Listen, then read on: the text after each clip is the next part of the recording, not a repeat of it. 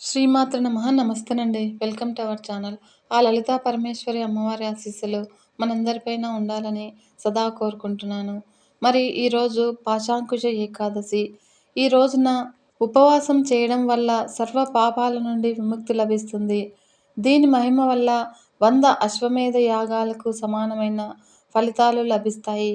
ఈ ఏకాదశి యొక్క ప్రాముఖ్యతను గురించి ఇప్పుడు మనం తెలుసుకుందాము. మన ఛానల్ని ఫస్ట్ టైం చూస్తున్నట్లయితే ఈ వీడియో కనుక మీకు నచ్చినట్లయితే లైక్ చేయండి ఫ్రెండ్స్. మరియు మన ఛానల్ని సబ్స్క్రైబ్ చేసుకుని మరింత ముందుకు తీసుకెళ్ళగలరని ఆశిస్తున్నాను. ఎవరైనా వ్యక్తి తన జీవితాంతం పాపాలను వదిలించుకోవడానికి ప్రయత్నిస్తూ ఉంటాడు. కానీ ఈ ఏకాదశి నాడు మాత్రమే ఉపవాసం చేయడం వల్ల అతని పాపాలన్నింటినీ నశిస్తాయి. దీని ప్రాముఖ్యతను శ్రీకృష్ణుడు స్వయంగా యుధిష్ఠిరునికి చెప్పాడు.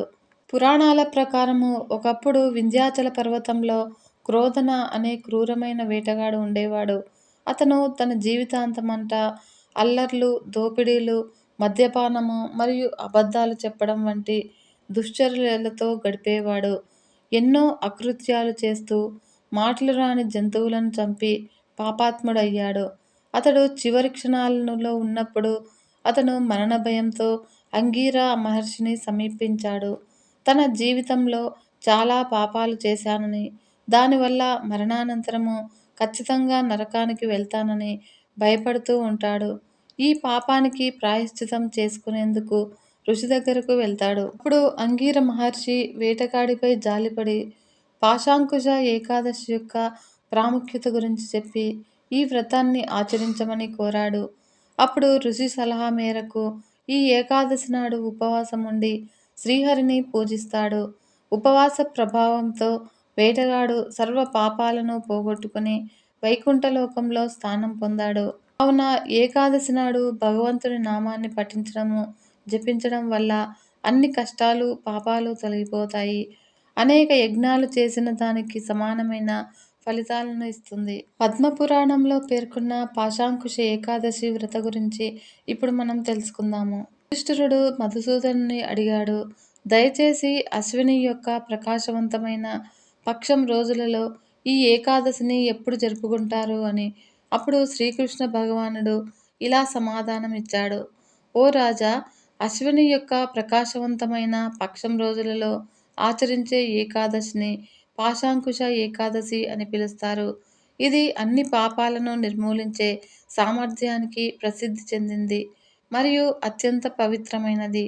ఈ రోజున వాసుదేవుడిని కూడా పూజించాలి. పద్మనాభుడు అని పిలుస్తారు ఈయననే. వారి కోరికలన్నింటినీ సాధించడానికి మరియు స్వర్గం మరియు ముక్తి యొక్క దీవెనలు పొందేందుకు ఎవరైతే దీర్ఘకాలం పాటు కఠినమైన తపస్సును భరించి వారి ఇంద్రియాలను జయించి కోరుకున్న ఫలాన్ని పొందుతారో ఈ రోజున గరుడధ్వజ స్వామిని పూజించడం ద్వారా అదే ఫలితాన్ని పొందవచ్చు.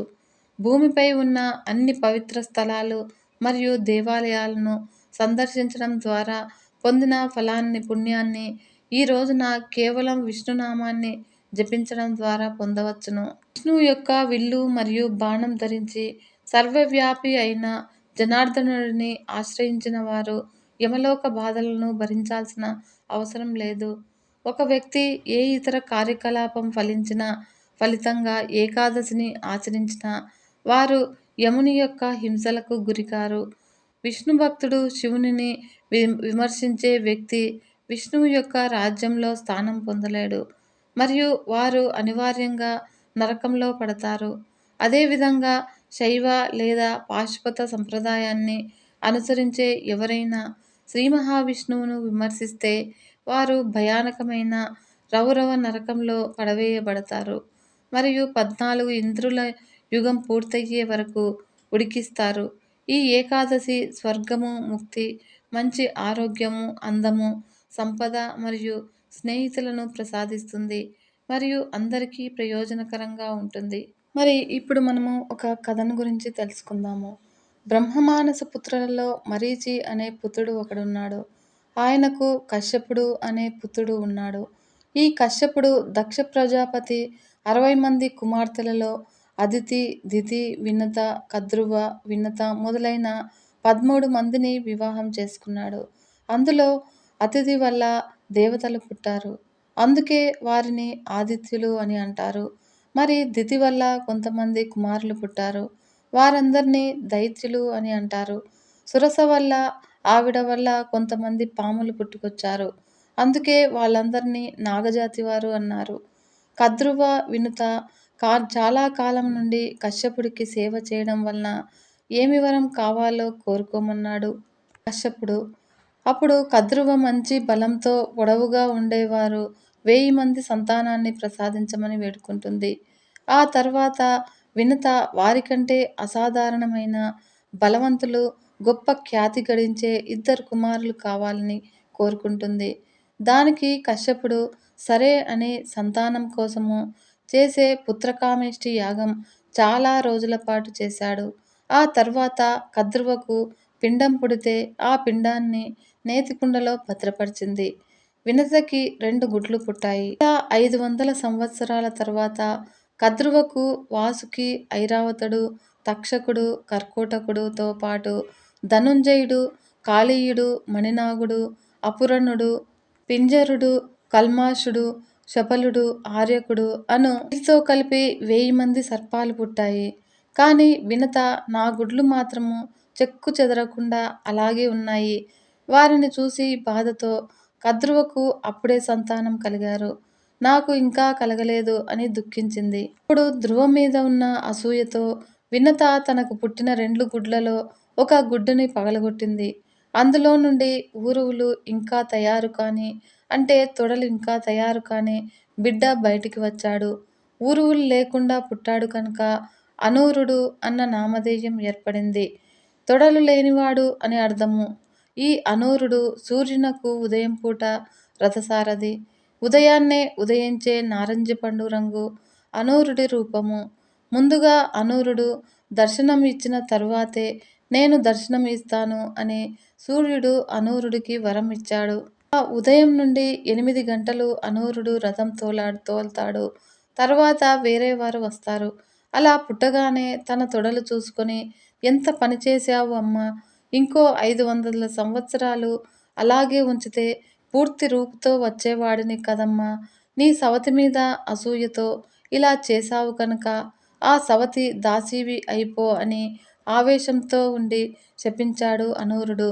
దానికి వినత చాలా భయపడి నాయనా! తల్లి ఎంత మంచిది కాకపోయినా బిడ్డలు ఇలా శాపం ఇవ్వొచ్చునా అని కన్నీరు పెట్టుకోగానే సరే ఇంకో 500 సంవత్సరాలు ఆ గుడ్డుని మాత్రం కదిలించకు. అందులో నుండి ఓ అద్భుతమైన శక్తితో అతి బలవంతుడైన వాడు పుట్టుకొస్తాడు. అతడే నీకు దాస్య విముక్తి కలిగిస్తాడు అని చెప్పి అక్కడి నుంచి వెళ్ళిపోయాడు అనూరుడు. ఇప్పుడు ఉదయం పూట సూర్యుని రథం నడిపే అనూరుడే ఈ అనూరుడు. ఒకరోజు కద్రువ, వినుత కలిసి దగ్గరలో ఉన్న ఒక సరస్సు వద్దకు వెళ్ళారు. అక్కడ శ్వేతాశ్వవర్ణము కలిగిన గుర్రము అదే ప్రదేశంలో తిరగటం చూసి ఇద్దరూ ఆహా! ఎంత అందంగా ఉన్నదో చూడు అని మురిసిపోయారు. ఇంతలో కద్రువ అక్కా! గుర్రం అంతా తెల్లగానే ఉంది. కానీ తోక మాత్రం నల్లగా ఉంది చూడు అంది. అప్పుడు వినుత మళ్ళీ ఒకసారి పరిశీలించి లేదు చెల్లి అంతా తెల్లగానే ఉంది చూడు అంది. కాదక్కా! తోకలో కొన్ని వెంట్రుకలు నల్లగా ఉన్నాయి. కావాలంటే చిన్న పందెం వేద్దామా? తోక నల్లగా ఉంటే నువ్వు నా దగ్గర దాసీగా చెయ్యాలి. లేదంటే నేను నీ దగ్గర దాసీగా చేస్తాను. ఏమంటావు? అంది వినత. అందుకు వినత సరే అని ఉచ్చైశ్రవం అనే గుర్రం దగ్గరికి వెళ్తుంటే ఆగక్క చీకటి పడింది కాబట్టి రేపు ఉదయం వచ్చి పరిశీలిద్దాం అనగానే వినత సరే అని అక్కడి నుంచి బయలుదేరింది. ఇద్దరూ కలిసి గృహానికి వెళ్ళిపోయారు. ఇప్పుడు కద్రువ తన పిల్లలైన పాములందరినీ పిలిచి జరిగింది చెప్పి ఒరేయ్! నేను మీ పిన్నితో పందెం వేశాను. మీలో కొన్ని నల్లనాగులు ఉన్నాయి. మీరు వెళ్ళి ఆ తోకని మీ మహిమతో ఖర్చుపట్టుకుని మీ మహిమతో అచ్చం వెంట్రుకల్లాగా కనపడండి. అప్పుడు మీ చిన్నమ్మ మనకి దాసీ అవుతుంది. అనగానే పాముల్లో కొన్ని ఛీ! నువ్వు తల్లివేనా? తప్పుడు పని కోసము పిల్లల్ని ప్రేరేపిస్తావా? అమాయకులైన ద్రోహం చేస్తే ఆ పాపం ఊరికే పోదు. ఏదో రోజున శాపంగా పరిగణిస్తుంది. ఛీ పో! మేము ఆ పని చేయలేము అని అన్నాయి. ఆ మాట విన్న కద్రువ ఆ మాటలకు కోపించి, మాట వినని వారంతా కలియుగ ప్రారంభంలో జనమేజయుడు చేసే సర్పయాగంలో పడి బూడిద అయిపోతారు అని శపిస్తుంది. దాంతో ఆ పిల్లపాములకు భయం వేసింది.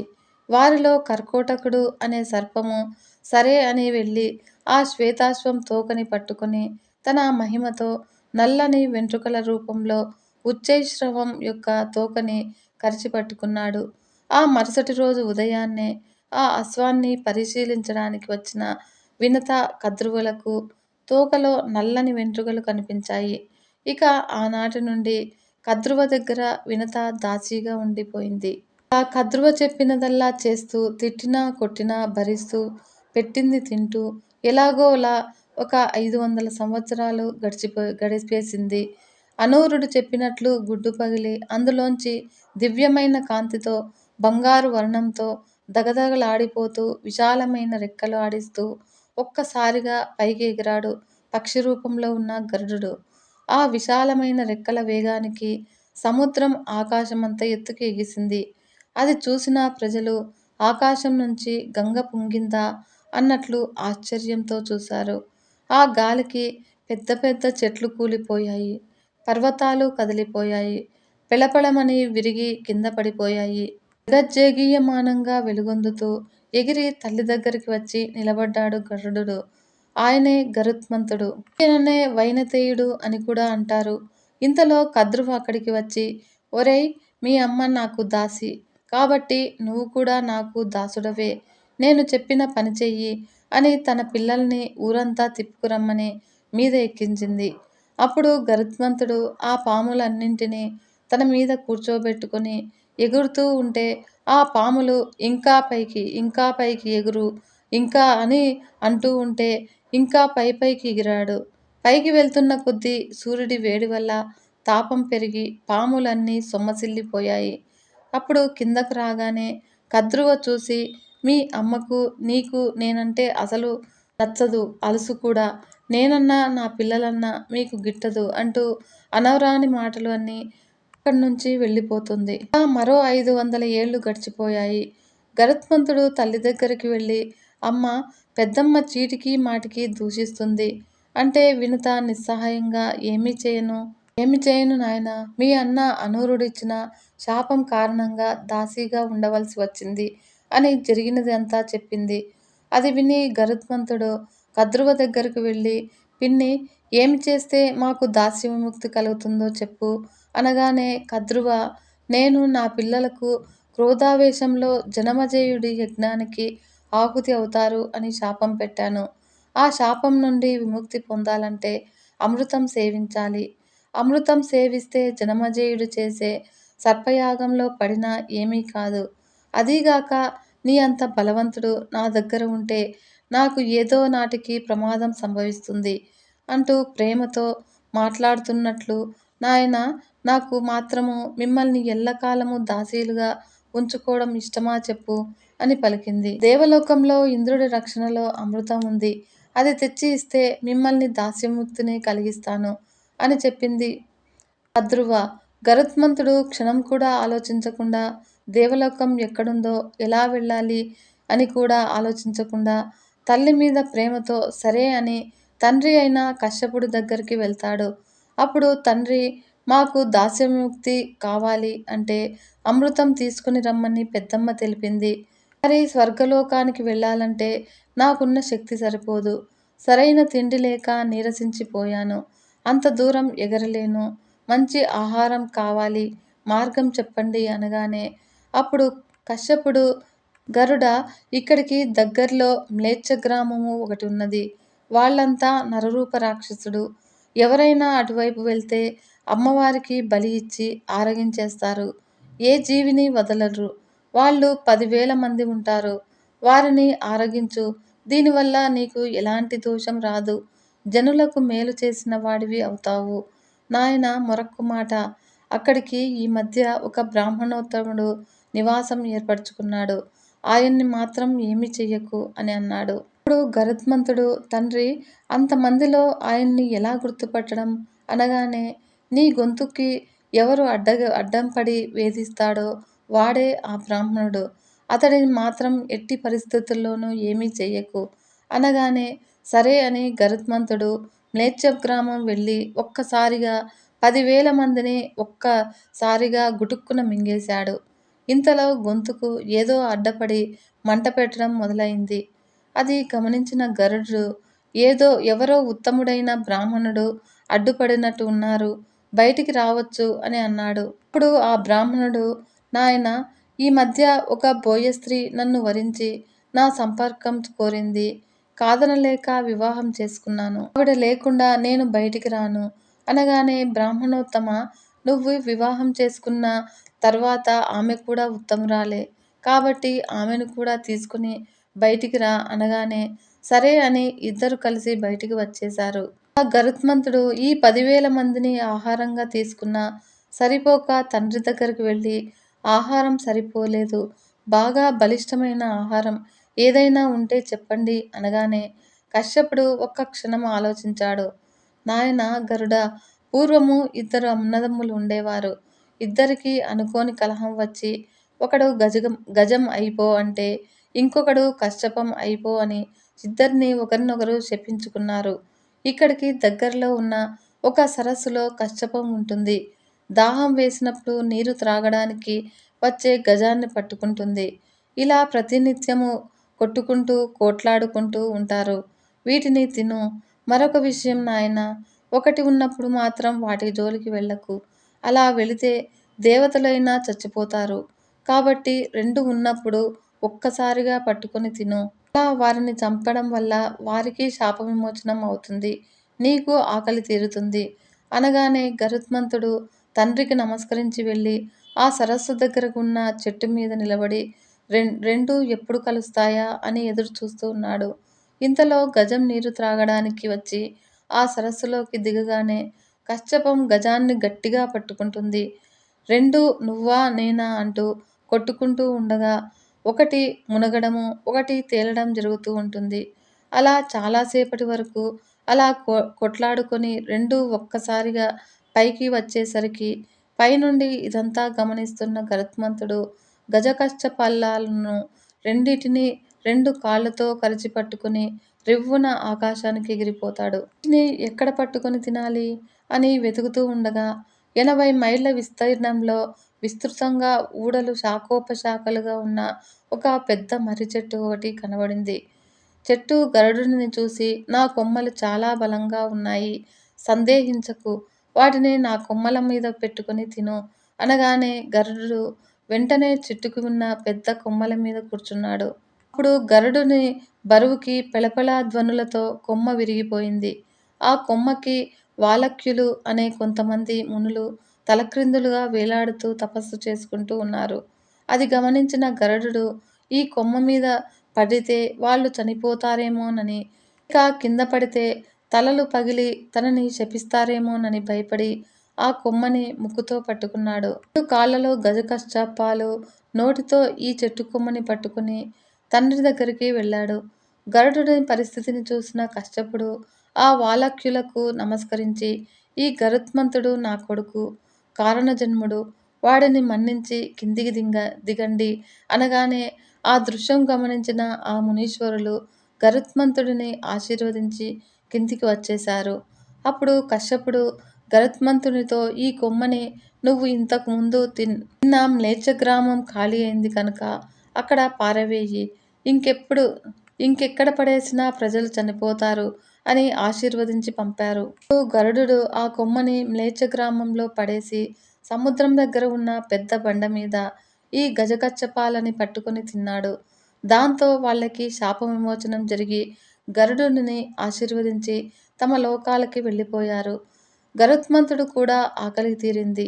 తండ్రి దగ్గరికి వెళ్ళి అమృతం తేవడం కోసము దేవలోకం ఎలా వెళ్ళాలి చెప్పండి అంటూ తండ్రికి నమస్కరించాడు. తపశ్శక్తి కలిగిన ఇద్దరు అన్నదమ్ములని తినడం వల్ల బాగా శక్తి వచ్చింది. స్వర్గం ఎక్కడుందో తెలుపమన్నాడు.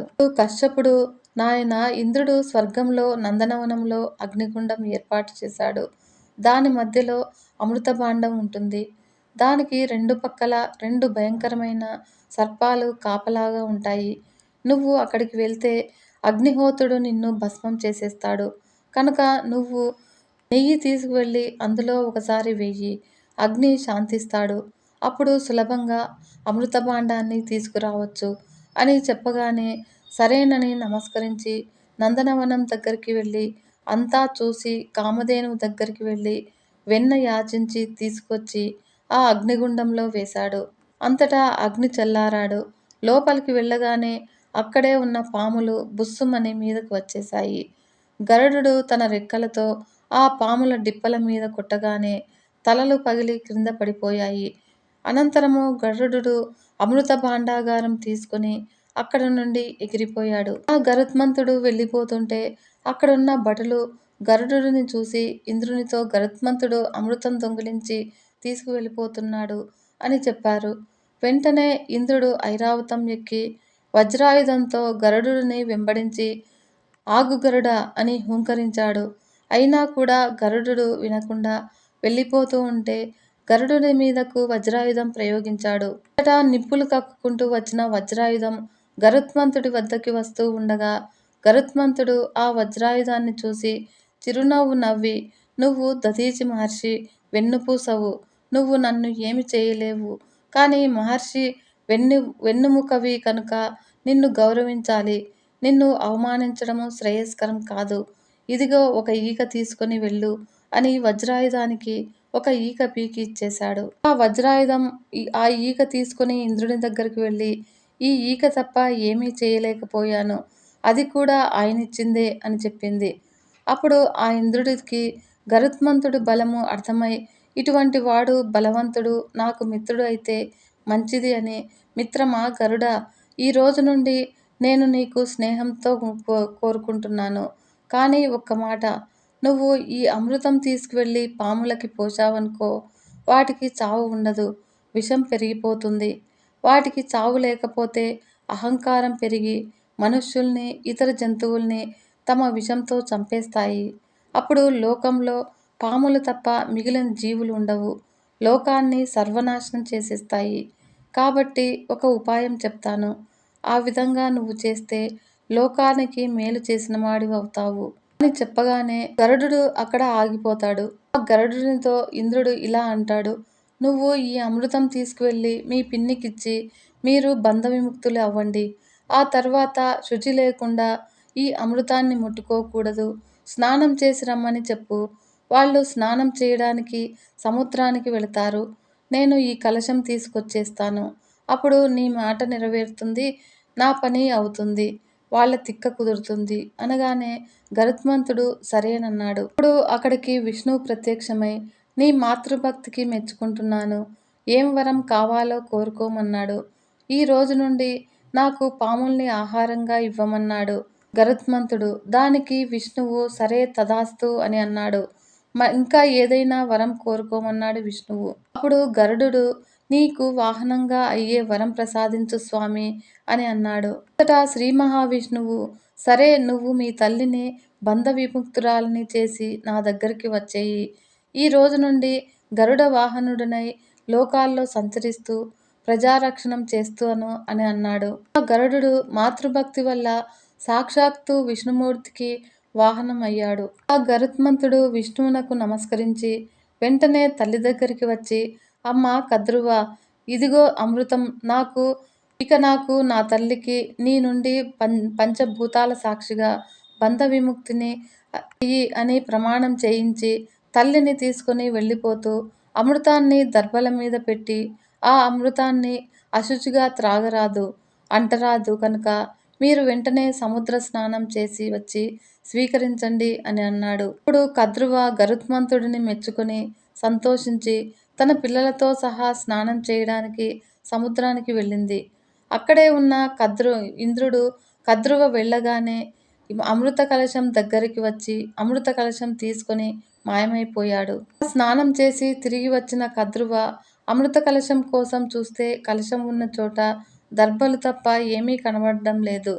ఇల్లంతా కలయజూసినా కనబడకపోయేసరికి అందరూ గొల్లున ఏడ్చారు.